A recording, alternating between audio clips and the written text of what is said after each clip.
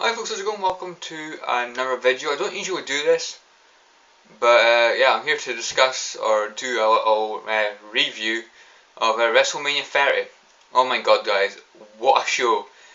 That is probably one of the best WrestleManias I've seen in a while.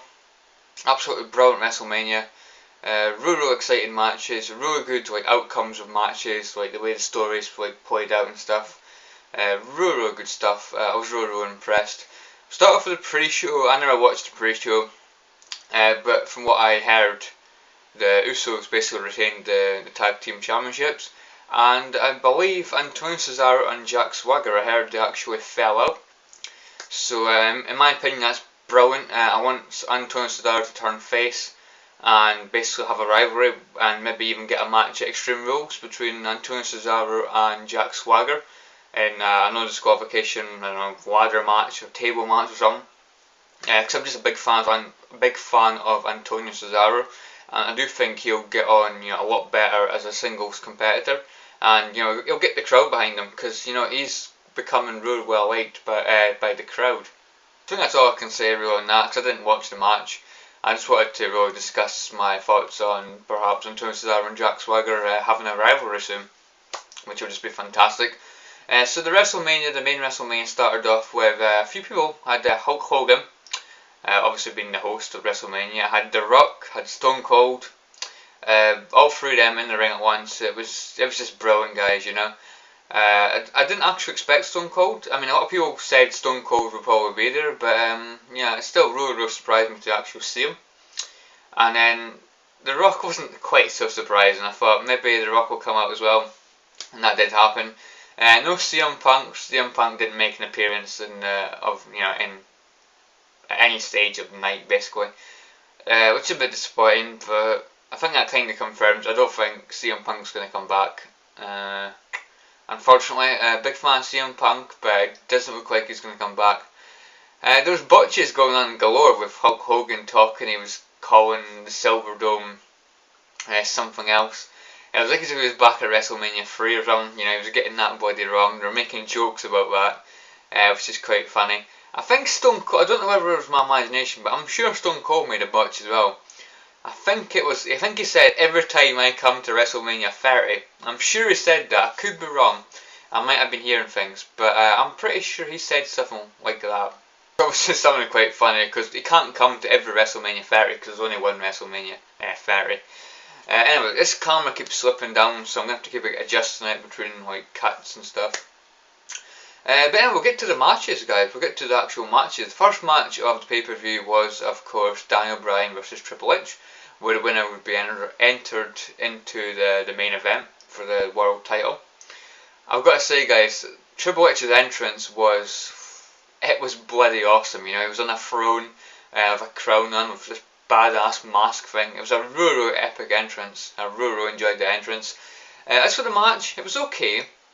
I personally thought it was going to be better, but it was okay. I do feel like Stephanie McMahon did make the match a lot better, obviously with shouting at Triple H, shouting at Daniel Bryan. The interactions I thought were really good. So I do think that helped the match, and yeah, as you'd expect, Daniel Bryan won as well. I don't think many people would be surprised about that. Obviously putting him in the main event to fight to fight Batista and Randy Orton for the world title. So next match after that was, oh god, what match was it? I'm not going to follow an order, guys. I'm just going to go in any order. The Divas match was actually better than I thought. There was Divas flying everywhere. It turned into a bit of a free-for-all.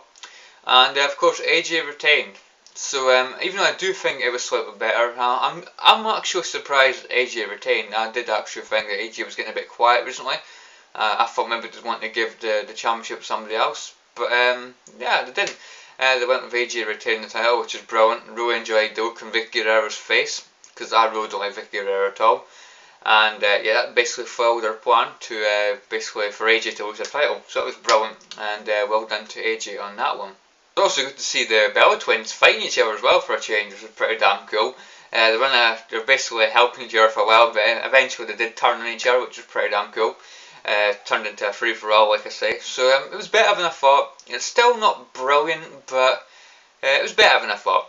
And AJ won, so it was brilliant. Next match I'll talk about will be the Andre Giant battle, over the top rope battle royal memorial thing. I probably got that in the whole bloody wrong order. And yeah, the last two were Antonio Cesaro and Big Show. And Antonio Cesaro slammed Big Show out the ring. That was just bloody epic, you know.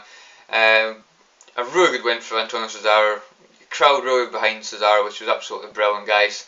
I did actually like during the match, Kofi Kingston went flying over the top rope and basically landed outside the ring, but his feet were on the ring steps, so he wasn't actually out the match at that stage. That was brilliant. Kofi Kingston always has to do something in like the Royal Rumble and stuff. He always does something that looks just spectacular and really, really crazy.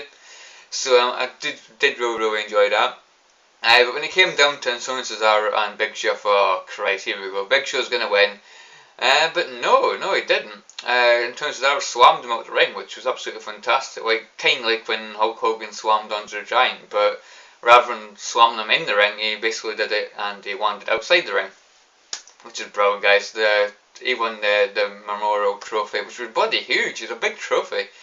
You know, had a struggle for like the assistants and that to bring it in the ring, but obviously Antonio Cesaro can lift it, so that was actually quite funny. So I think I can definitely see Antonio Cesaro getting a push from a push in the WWE, and push him for a title or push him for something, because you know he's a really talented competitor, and yeah, I do like the way WWE are building him up, which is absolutely fantastic. And I really hope that he gets a match against Jack Swagger at Extreme Rules. I think that would benefit his career like immensely. So yeah, that's all I'm going to say on that. Really happy for Antonio Cesaro. And next match to talk about is what our matches were, guys. There was John Cena versus Bray Wyatt. It was not brilliant, to be honest, guys. I didn't really like it too much. It got a bit better towards the end. The crowd were following the Buzzards, which was just bloody fantastic. And of course, in the end, Super Cena won. Again, I don't like what they did with that, because you know Bray Wyatt, he defeated Daniel Bryan a couple of times at pay-per-view when like Daniel Bryan was the main guy. He beat the Shield. He was on a bit of a win streak, and I don't feel like he should have lost to Cena. I just don't really know why WWE have done that. I thought they'd push Bray Wyatt and the Wyatt family to be, you know, total monsters, like almost unstoppable. But of course, when it comes to John Cena, well, you know what happens, don't you? Yeah, bloody Super Cena always bloody wins, doesn't he? So I was a bit annoyed about that. It did really annoy me. I don't know why I'm turning my screensaver off. I shouldn't really be looking at that. Anyway, I should be looking at the camera. So I don't know what they're doing with that. I was a bit annoyed, but I did like the crowd interaction with the follow the Buzzards. I thought that was pretty damn cool. But as for the match, it was a bit boring. I do think like they're both quite boring in the ring, to be honest. But yeah, that's just my opinion. It wasn't brilliant. Probably one of my least favourite matches of the night. And yeah, that's all I've got to say on that. Next match is, I think this was actually, it was either after Triple H and Daniel Bryan match, or it was after the Battle Royale, or the Over Top Rope Battle Royal. But anyway, it was the Shield taking on Kane and the New Age Outlaws. And that was an extremely quick match, guys. I didn't expect it to end that soon, and of course the Shield were victorious, which is absolutely fantastic.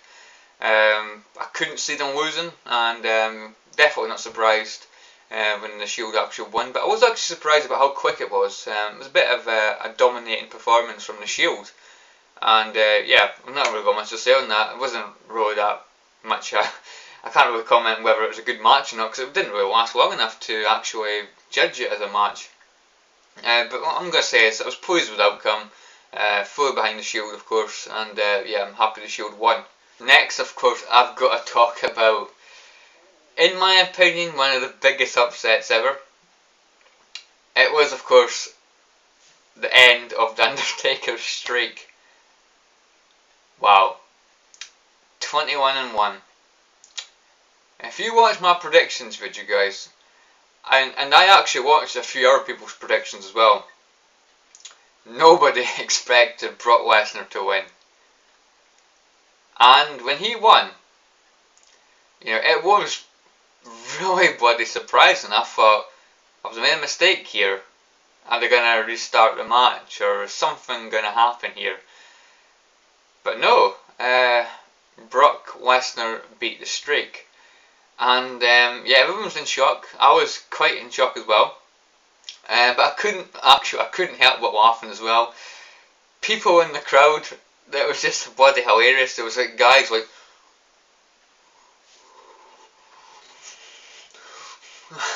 like people had like bet their houses that Undertaker was going to retain or something. It was just bloody funny to see the reaction on people's faces. I mean, it was shocking. It was a huge shock, but wow. It was probably like one of my least favourite like Undertaker WrestleMania matches as well. I mean, when you had Undertaker versus Shawn Michaels, Undertaker versus Triple H twice, you had Undertaker versus CM Punk. They were all a lot better matches. This wasn't really that good. It was really slow. You know, it was really slow. And yeah, when Brock Lesnar won, I was shocked as well. He hit the F5, and I thought, oh, here we go, kick out. But no, the streak's over. And the look on Paul Heyman's face as well, it was just bloody fantastic, you know. And a lot of people were annoyed about it. Obviously, Brock Lesnar being a part-time wrestler, he's not a full-time wrestler, so they're kind of like, why have him end the streak? Why not John Cena? Or Daniel Bryan or something, why not one of them? I'm glad it's over and it's like Brock Lesnar's got it, not bumming John Cena. Daniel Bryan would have been good. I thought maybe they would have done it with Daniel Bryan or something. But Cena, oh hell no. So yeah, I'm happy Brock Lesnar got it because I'm a huge Brock Lesnar fan. Always have been, always will be. I know a lot of people don't like him. I just think that, you know, Brock Lesnar, he needs somebody to go along with him, like, you know, somebody faster, like, you know, CM Punk or Daniel Bryan, you know. Because Brock Lesnar and Undertaker both together, it was a bit slow. But personally, I'm happy the streak's over. I'm happy that Brock Lesnar's won. Undertaker, he's getting too old, guys. He's so past it now. It's unbelievable. And yeah, it's my best that his streak's ended now. I don't think we'll see the Undertaker in the ring again. You know, I could be wrong. He could make an appearance now and again. But I think as far as him actually wrestling, I think it's over for Undertaker. He's getting too old, guys. And he's just too like slow in the ring. He just can't compete nowadays. So yeah, that's really all I can say on that, guys. We'll go on to the main event now. I predicted this wrong. In fact, I predicted most of the matches wrong in this night as well. But yeah, it was the main event. It was the triple threat between Daniel Bryan, Randy Orton, and Batista. With an interference from Triple H, he brought his hammer, and he got a hammer to the face as well. Daniel Bryan got the hammer off Triple H and yeah, hammered him in the face. So I did originally pick Batista to win, but after the streak ended, I thought we're going to want this to end on a high. People will be feeling a bit down about Undertaker. They'll want to end it on a high, obviously with Daniel Bryan winning. Which he did do. Daniel Bryan did win, unfortunately. I didn't want him to win. I'd rather had Randy Orton or Batista win, but yeah, Daniel Bryan won. I personally don't think he'll have the title for long.